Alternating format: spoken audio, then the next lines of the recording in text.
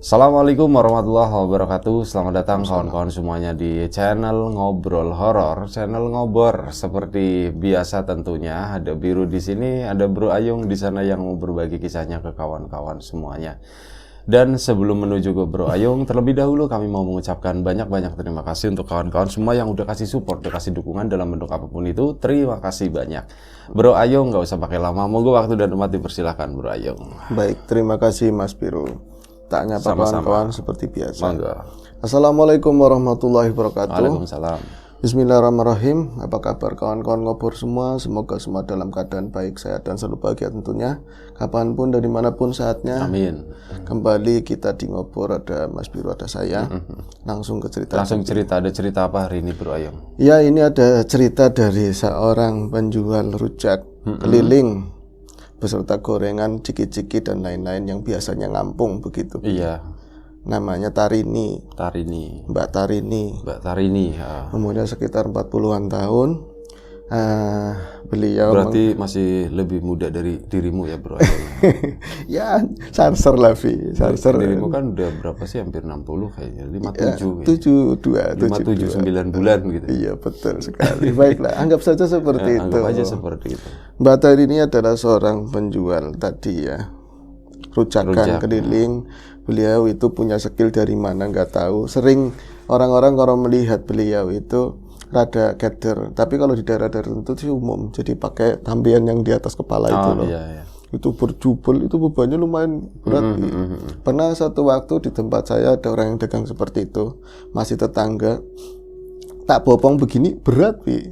Itu ada macam-macam uraban, terus apa tuh ya, sambel-sambelnya itu ternyata lumayan berat, beserta tadi macam-macam sayuran, wis pirang-pirang lah. Nanti dia kan kayak di sini ada semacam penyangga, iya kainnya. Terus bawa kerupuk sebelah kanan, satunya tas jinjingan itu yang plastik, rempong lah. Itu Mbak Tarini seperti itu, cuman bukan di desa saya. Jadi awalnya setelah menikah katanya, sebut saja suaminya namanya Darsono.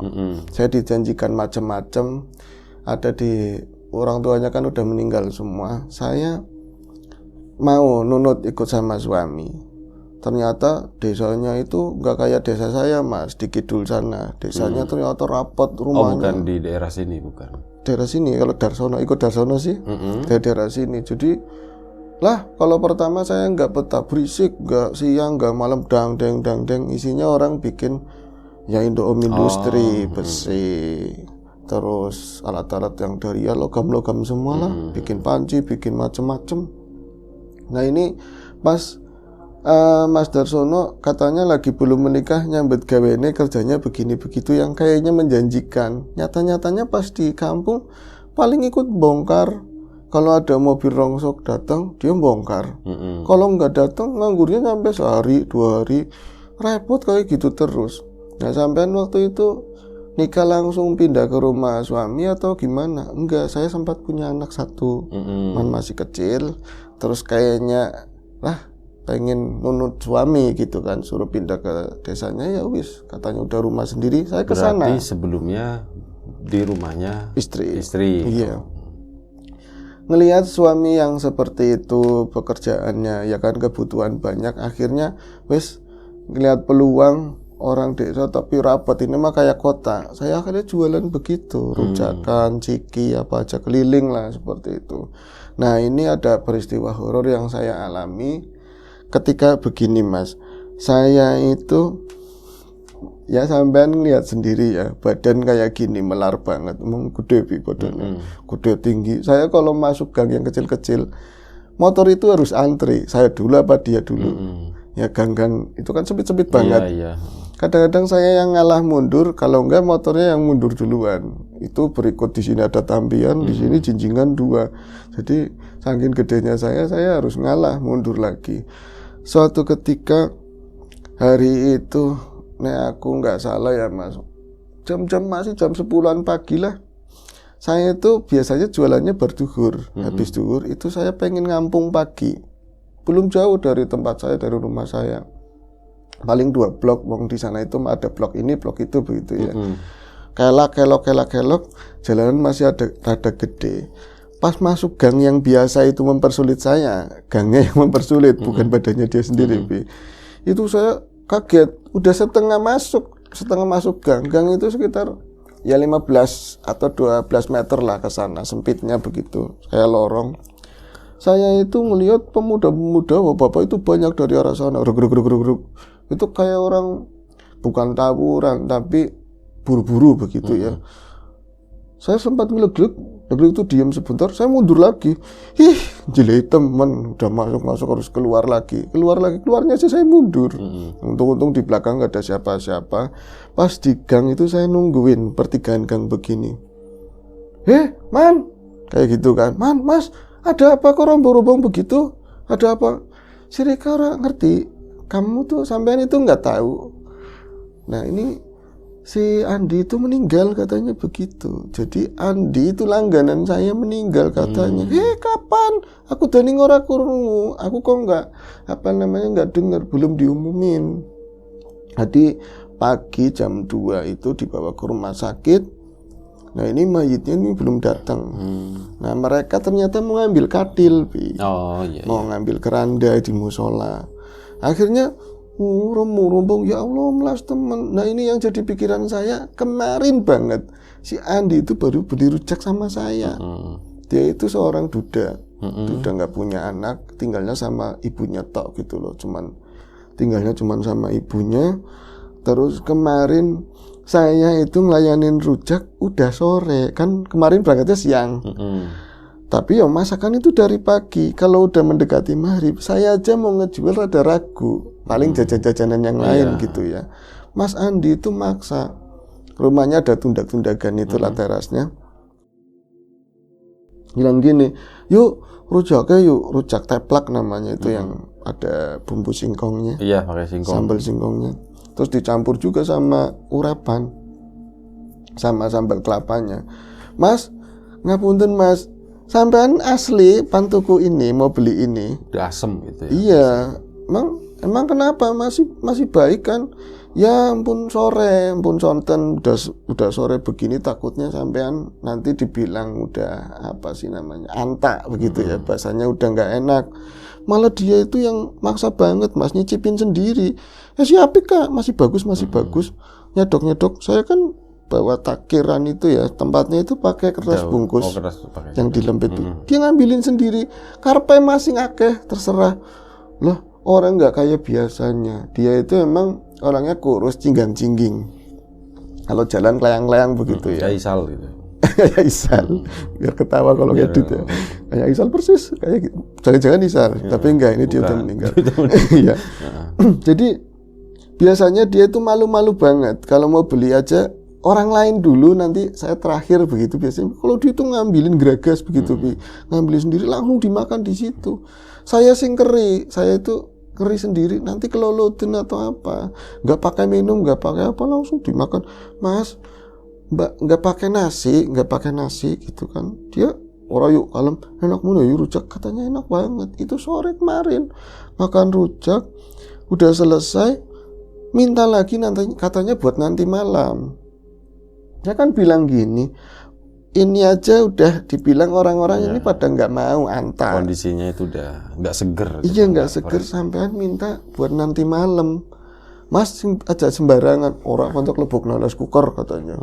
Mau tak masukin rice cooker aman. Biar anget. Ya wis, malah saya dikasih lebih. Biasanya kan kalau satu bungkus plus gorengan sama kerupuk 5.000, kasih 20.000. Mau sampean yuk melas katanya seperti itu buat anaknya. Ya, saya terima ya.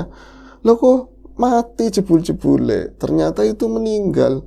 Nah itu kan saya bingung, kemarin aja masih beli. Emang sih orang meninggal bisa dadakan begitu ya. Tapi apa jangan-jangan kas makan rujak kenyong, jangan-jangan habis makan rujak saya yang udah nggak bagus begitu kan. Akhirnya soalnya itu kan berarti ngelamun di gang, di tengah-tengah udah masuk, itu mikirin begitu di tengah-tengah ngelamun. Berarti di sini masih ada tampian B. Itu langsung disendol belakangnya. Nek, cepetan kok. Itu ternyata mereka udah bawa keranda karena ambil dari musola kan dekat. Disurung-surung sama yang belakang itu nyumpel B, nggak bisa lewat. Saya kaget banget ya, saya ngelinguk pelan, astagfirullahaladzim. Itu udah keranda di belakangnya yang pakai stainless sih. cepet jalannya, ini udah capek katanya, kata mereka begitu. Saya jadi kayak disurung, saya lokomotifnya ya mas, saya disurung sama itu orang yang bawa keranda. Otomatis gang itu selesai, lontrong itu selesai, itu rumahnya si Andi, almarhum Andi. Saya ke situ ya, bukan mau jualan, sumpah saya nggak mau jualan, tapi banyak yang beli, orang pada ngumpul sih. Saya malah tak tinggal jualannya, wis mau ngambilin sendiri terserah. Saya langsung takziah ketemu sama ibunya, itu kan matanya nggak begitu, udah inilah, udah sepuh, tapi paham suara saya. Bu, ya Allah, masih nangis, tapi kayaknya udah mendingan begitu kan. Lah orang-orang di luar itu samar-samar itu nyinggung-nyinggung rujak. Bahkan kemarin habis makan rujak intinya gitu. Wingi kayaknya makan rujak. Kemarin kayaknya makan rujak. Terus ada yang ngomong kelulutan kangkung Dean, kayak gitu Bi. Mungkin kelulutan kangkung. Pas saya di dalam itu ada yang ngaji Yasin. Mayitnya belum datang. Saya pura-pura kan ngomong, Mak, manggil ibu-ibu kan mak tetap ya, Mak, si Andi ini turun kau balik, belum bawa pulang. Lagi melaku, begitu kan sambil nangis. Aku kan ngomong aja dipangan kayak gitu, jangan dimakan. Apa nih udah deg-degan banget, pasti rujak. Rujak mah tutu, bukan makan mangga, malam-malam makan mangga katanya. Terus tapi yang lain nyelemong, kayaknya tuh kelulutan rujak kok, kayak gitu, kayaknya kelulutan rujak. Ya ini ke tempat ini. Itu saya udah nggak marah, takut banget. Akhirnya saya kan, masa iya ya makan rujak. Saya nungguin informasi yang lain, ada yang nyebut kata rujak, kangkung, kelulutan, itu saya fatal berarti gara-gara saya lantaran. Tapi kok nggak ada yang ngomong begitu. Nah, saya ketika geser sedikit, berarti lurusannya pintu. Kalau rumah dulu itu kan pintunya lurus ke belakang semua, sampai sompangan itu ya, bagian pintu paling belakang. Saya geser ke situ, ada yang baru datang beli aqua. Juara aqua, kalau rujak itu yang udah basi jangan dimakan. Tuturi angel menis wong katanya, seneng banget rujak katanya. Ngomongin siapa ini, ambigu banget kan, nggak ngerti saya ngomongin siapa. Iya kayaknya si kelulutin, ada yang ngomong kayak gitu lagi. Wah jelas gara-gara saya. Saya langsung buru-buru mau pergi, takut ditangkep. Pikirannya orang anu kan kayak gitu Bi. Nanti dicekel polisi, dilaporin gara-gara saya. Pas saya mau bangun, bisa Andi itu anak nang lawang. Andi itu ada di pintu paling belakang.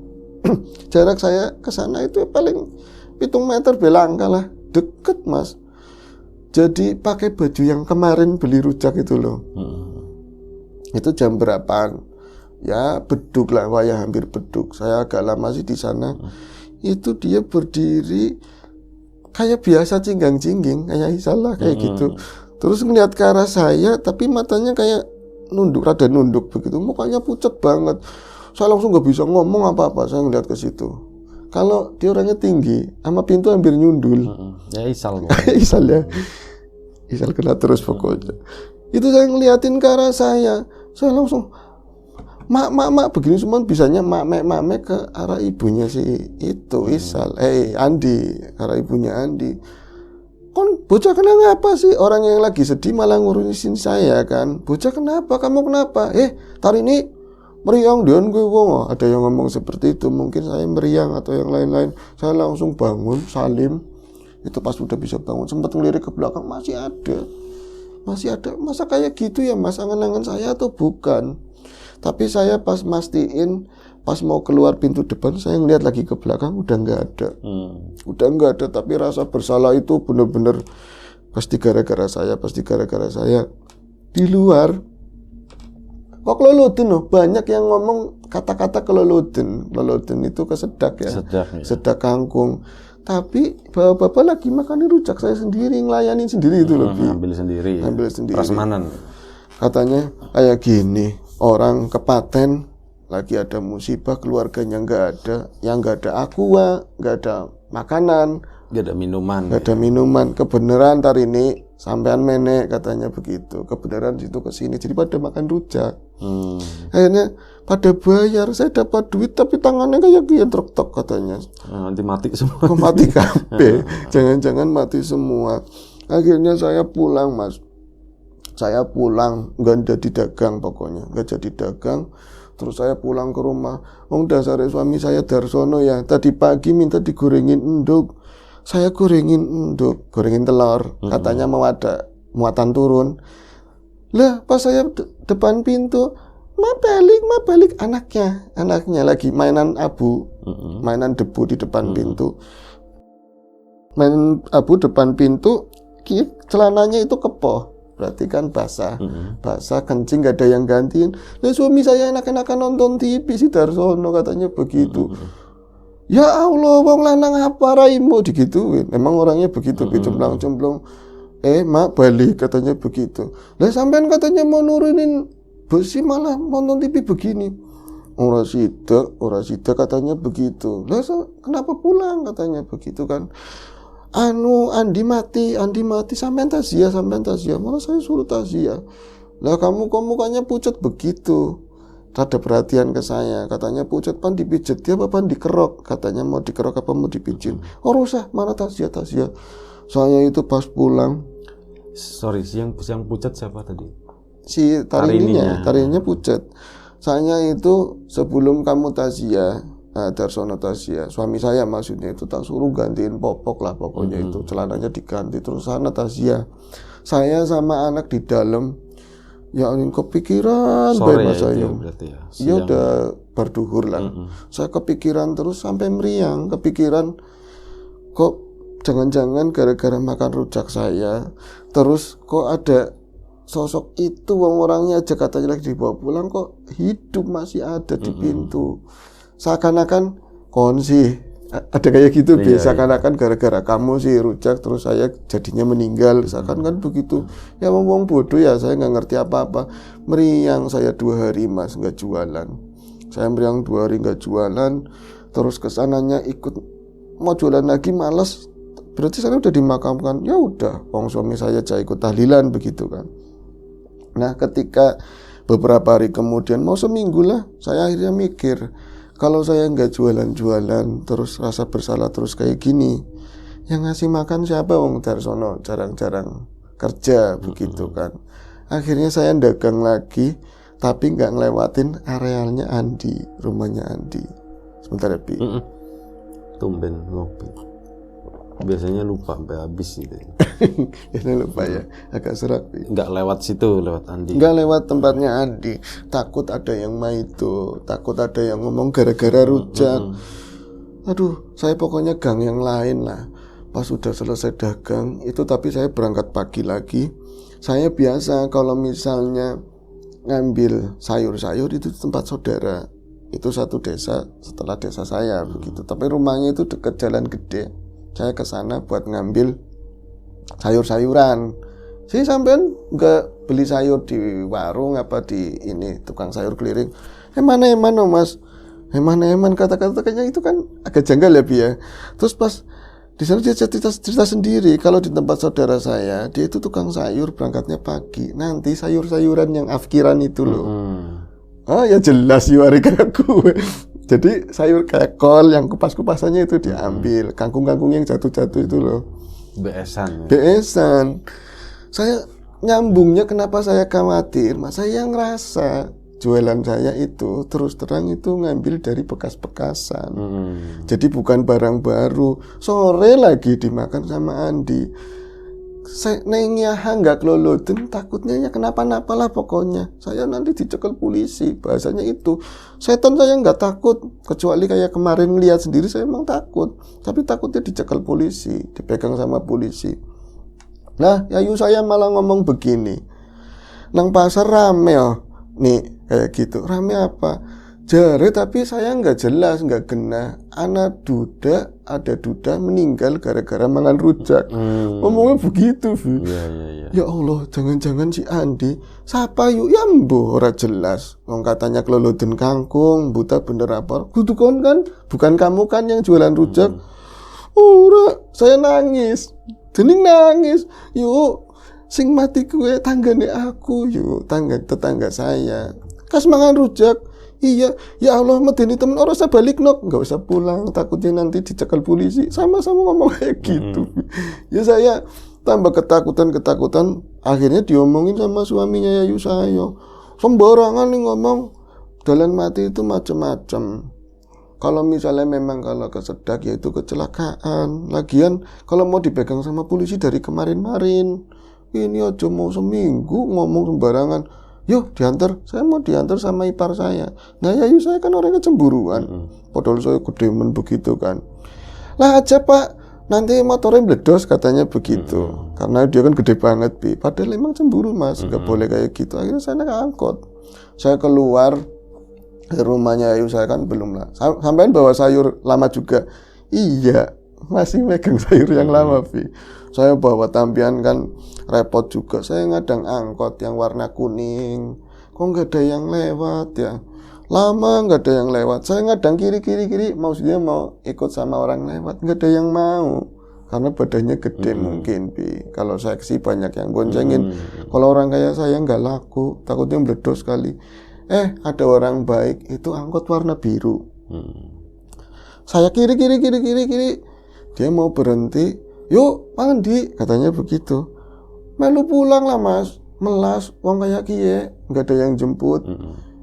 Habis tutup ya, dia akhirnya keluar, pintunya dibuka lagi.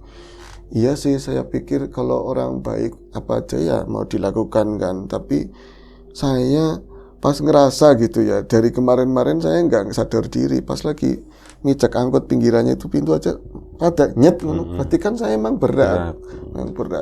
Nah, saya duduk di belakang supir, jalanlah kami ya. Angkot itu jalan, saya diajak ngomong, digodain macam-macam lah, ngomongnya jorok mas. Saya nggak dengerin.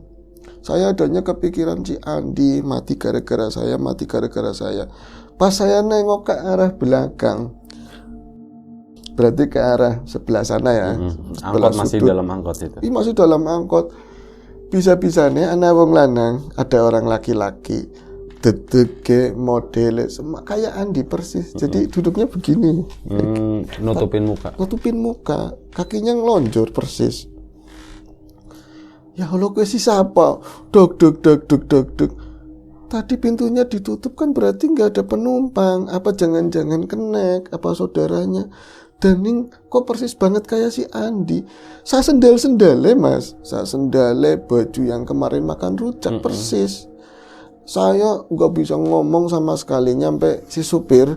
Yuk Daning menang bayu. Yuk jak ngomong gak menang bayu. Diajak ngomong cuman diem aja. Saya pas bisa ngomong hup mas kiri hup. Ini pundak yang seperti saya tarik genyang begini. Iya barang hup tapi jangan begitu. Yang gesrak primen. Kalau gesrak gimana? Disangkin saya takutnya. Saya ngeliatin masih ada. Tapi ada gaduh begitu dia nggak sama sekali bangun atau masih begini. Tapi itu jelas itu Andi. Sung mas demi Allah katanya. Iya saya percaya. Terus sampean turun. Saya turun loh. Pas saya turun jalan kaki. Pokoknya sebisa-bisa. Itu sontrang banter banget saya. Jalan itu paling banter, saya ketakutan. Andi itu ada di dalam angkot. Nah itu angkotnya jalan. Andinya ikut turun sama jenengan. Enggak. Saya sampai rumah. Saya cerita sama Darsono. Nggak pernah ngomong bapak Bi atau mas, atau ngomongnya Darsono terus. Saya cerita sama Darsono, loh kanda apa ngeprostokon kayak gue weruh setan, weruh Andi wis dikubur, aku weruh dewek, aku lihat sendiri. Iya ya pak, bisane ya pak, tapi katanya nanti ada polisi mau megang yang tukang rujak. Kata siapa? Itu untuk pertama kalinya Darsono agak bisa nenangin saya. Jadi suami lah kayak gitu. Akhirnya saya pulang ke rumah. Dan kalau memang saya pikiran banget mau meriang lagi hari itu Bi. Mau meriang lagi, jalan keluar nggak ada lagi. Saya harus ke Bu Ustazah untuk cerita masalah ini gitu kan. Pas nyampe ke Bu Ustazah, saya ngomong, Bu Ustazah, kayak aku kepikiran terus gara-gara matine Andi, gara-gara Andi meninggal. Sebelumnya tak ceritain dari awal makan rujak begini-begini. Terus orang-orang juga ngomong, ada yang ngomong gara-gara keluarin rujak, Bukan iya Tarini, malah kayak gitu Ustazahnya. Bukan nenangin, malah kayak gitu ngomongnya. Ya Allah Bu Ustaz, di sini saya mau minta bela, malah sampean juga mau nuduh saya. Ya ora, itu kan siapa tahu begitu, tapi jalan meninggal itu macam-macam. Apa begini Ustaz? Saya apa ziarah ke kuburannya, minta maaf. Ya kayak gue ya kena. Malah saya yang ngasih usul, dia yang ngiyain terus, bukannya saya yang ini, kan sebel Mas. Akhirnya kalau misalnya saya ke kuburan diantar sama jenengan, saya ke kuburan ke sana sama Bu Ustaz. Tapi mampir dulu ke rumah saya, terus mampir ke rumahnya si siapa tadi namanya, Andi. Dan ke sana pas di rumahnya Andi, ternyata itu rame-rame mau 7 hari. Banyak saudara-saudara lah. Disitulah akhirnya saya lega Mas. Ternyata meninggal itu sung, alhamdulillah teman, bukan gara-gara rujak. Nah emang gimana yuk? Ada saudara dekatnya mereka lah, RT lah, anaknya RT, wong pinter katanya, bocah sekolah ngomongnya wong pinter. Jadi penyakit kayak gitu tuh memang kadang-kadang kalau udah kronis mendadak nafas katanya. Saya di situ ada orang meninggal lagi berkabung lah 7 hari. Saya paling bahagia, berarti bukan rujak. Jadi katanya dia itu udah ngidap paru-paru wis akut. Jadi kemarin aja 2 hari nggak kerja. Sementara Mas Andi itu udah dapat peringatan kontrol intens ke puskesmas. Tapi dia nggak mau bandel. Sementara kerjaannya yang ngecor-ngecor logam itu lebih. Kan debunya bahaya. Nah itu lantaran meninggalnya ya seperti itu, udah parah banget. Oh iya wongnya gering. Saya di situ sih ada yang ngomong orang krono dan rujak, sengaja ke mukanya saya, ketawa-ketawa di orangnya. Mas lah sampean, saya tabokin begitu. Akhirnya saya nggak jadi ke kuburan, Tapi yang bodohnya saya ngomong begini, orang krono dan rujak ya mak, sama mamanya. Orang malam itu dia itu katanya ininya sesek, nafasnya sesek. Makan mangan, bukan mari makan. Terus dia mau ngambil rujak, saya nggak boleh, yang di rice cooker. Saya nggak boleh. Akhirnya dia tuh makan jeruk. Mangga atau jeruk? Jeruk, mangga apa jeruk? Ya, pokoknya Tadi di buah. awal mangga ya. Buah, ya. Ada mangga, ada jeruk lah ya. Dia itu makan itu. Dia makan itu terus buru-buru ngene-ngene. Ma kayak gitu, terus saya nulungin kayak udah enggak ini ya, saya ngomong sama tetangga di rumah sakit wis mati nih pihak ora weruh katanya, kalau meninggalnya saya nggak tahu. Saya lega banget ternyata itu bukan gara-gara rujak. Wis saya itu akhirnya pulang, malamnya saya ketemu Andi di mimpi, tapi anak kayak gini kok Mas, wis dalam bentuk pocongan, nggak ngomong apa-apa. Ada kangkungnya di sini atau enggak Mas, cuman kayak gitulah. Berarti saya pikirannya ya wis kotak fatihah hari sembahyang kayak gitu doang. Hari sembahyang sampai sekarang enggak. Mungkin tapi bisa jadi ya sholat di fatihahin. Iya. Ya ketakutannya wong bodoh lah katanya gitu. Padahal nggak ada hubungannya ternyata. Itu aja sih. Oke, terima kasih Bro Ayung. Terima kasih Mbak Tarini, tukang rujak ya, rujak teplak kalau di sini namanya Bro Ayung. Bener kan rujak teplak kan? Itu aja, terima kasih Bro Ayung, kawan-kawan di rumah juga. Terima kasih banyak udah mau nonton, udah dengerin. Mohon maaf kalau misal ada kekurangan di sana sini, ada sesuatu yang mungkin kurang berkenan di mata, di hati, telinga kawan-kawan semuanya, mohon dimaafkan. Doa terbaik dari kami untuk kawan-kawan semuanya, dimudahkan segala sesuatunya, termasuk kemudahan dalam hal rezeki, yang sakit segera disembuhkan, yang sehat tetap jaga kesehatannya. Sampai jumpa di episode selanjutnya, ngobrol horor, jaga kesehatan kawan-kawan. Assalamualaikum warahmatullahi wabarakatuh.